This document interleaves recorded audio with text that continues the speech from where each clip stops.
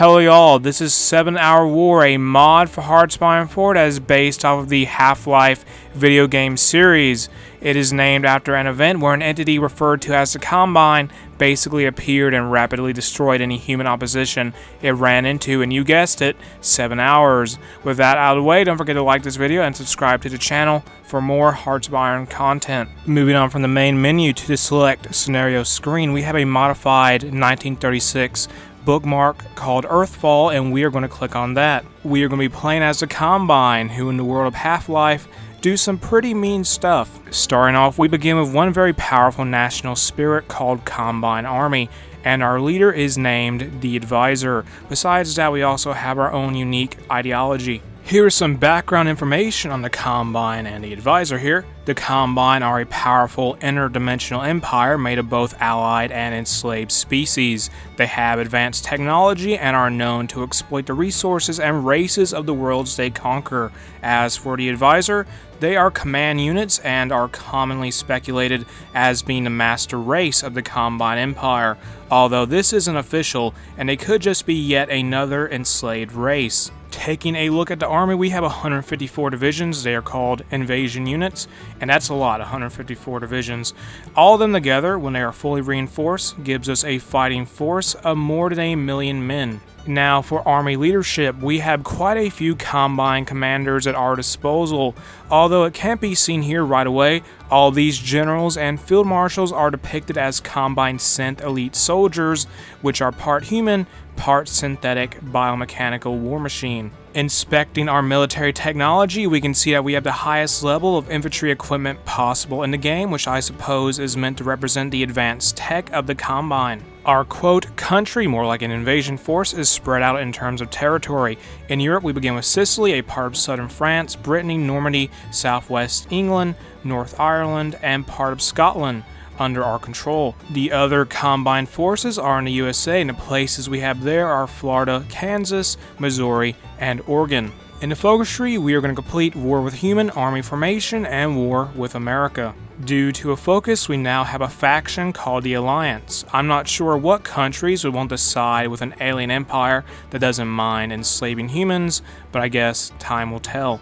We have started a war with America. The plan is to push out from Florida, hold Missouri and Kansas until that army from the south can reach those places, and while that is going on, we will try to advance from the west if possible. In the focus tree, let's do extract Earth goods, build new HQ, and call more army. We are about to make a breakthrough in Alabama where we will connect the South Invasion Force with the Central one. With a proper front line established, kind of, we are going to try to capture Washington, D.C., Philadelphia, and New York City, because if we do that, the United States will lose victory points. The eastern seaboard has sort of become a disaster area and a confusing mess, but hey, we're about to take Los Angeles. The United States has fallen to the Combine. Now we shall invade Mexico to the south. Forget what I just said because the United Kingdom decided to guarantee the independence of Mexico, and it's for that reason we are going to attack the Dominion of Canada instead. The invasion of Canada is going pretty well.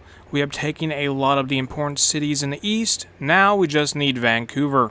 Meanwhile, in the UK, around 40 divisions are having a very fun time trying to get out of southwest England. In an act of brilliance, the British naval invaded Normandy. As for us, we have taken London, cut Britain in half, and got some of our own units trapped in Scotland. The German Reich remilitarizes the Rhineland, and we are just about to defeat the United Kingdom. All we need is Birmingham and Dover.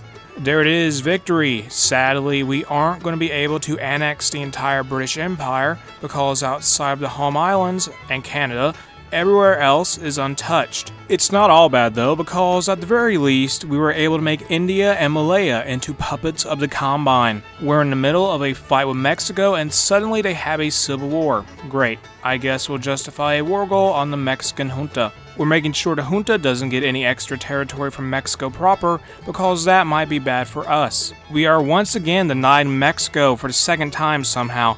Let's just invade the rest of Europe instead and come back to this later. Keeping a close eye on the situation in Europe, we can see that Italy will very soon attack their neighbor, Yugoslavia. Meanwhile, the French are reviving the Franco-Polish alliance and could possibly later create the Little Entente faction with Czechoslovakia. We waited a little bit to see what France would do. They didn't form a faction, so we might as well attack now. The strategy for this war is relatively simple. We're going to send one group of divisions to Calais and Dunkirk, one to Paris, and one to Bordeaux. France is ours, and the next two countries on our expansion list are Italy and the German Reich. The Italians have officially declared war on Yugoslavia, and by doing so they also made the Kingdom of Romania and Czechoslovakia their enemies. We have started our march into Italy, and we're going to invite Yugoslavia to our faction, which is funny because quite a few people think Half-Life 2 takes place in the city of Belgrade. On another note, Czechoslovakia will not join the alliance. The Combine faction is going to get a third true member in the form of Romania.